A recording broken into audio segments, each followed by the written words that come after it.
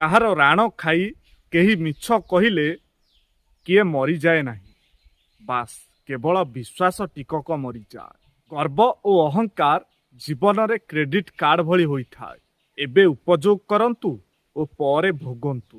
ଜୀବନରେ ସୁଖରେ ବଞ୍ଚିବା ପାଇଁ କେବଳ ଗୋଟିଏ ଏମିତି ମଣିଷ ଦରକାର ଯିଏକି ଆପଣଙ୍କୁ ବହୁତ ଭଲ ଭାବରେ ବୁଝିପାରୁଥିବ। କଳା ଗୋରା, ସୁନ୍ଦର ଅସୁନ୍ଦର ମଣିଷର ପରିଚୟ ହୋଇନଥାଏ। ଦୁନିଆରେ ସୁନ୍ଦର ମଣିଷ ସେ ହିଁ ହୋଇଥାଏ ଯିଏ ରାଗିଯିବା ପରେ ବି କେବଳ ଗୋଟିଏ ଛୋଟିଆ ହସରେ ସବୁ କିଛି ଭୁଲି ଯାଇଥାଏ।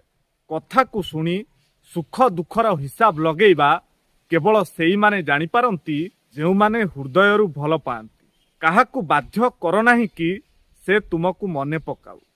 ବାସ୍ କିଛି ଦିନ ନୀରବ ହୋଇଯାଅ, ଆଉ ତାପରେ ଦେଖ ତାଙ୍କ ଜୀବନରେ ତୁମ ପାଇଁ ମୂଲ୍ୟ କ'ଣ ଅଛି। କ'ଣ ସାଙ୍ଗମାନେ ଠିକ୍ ତ?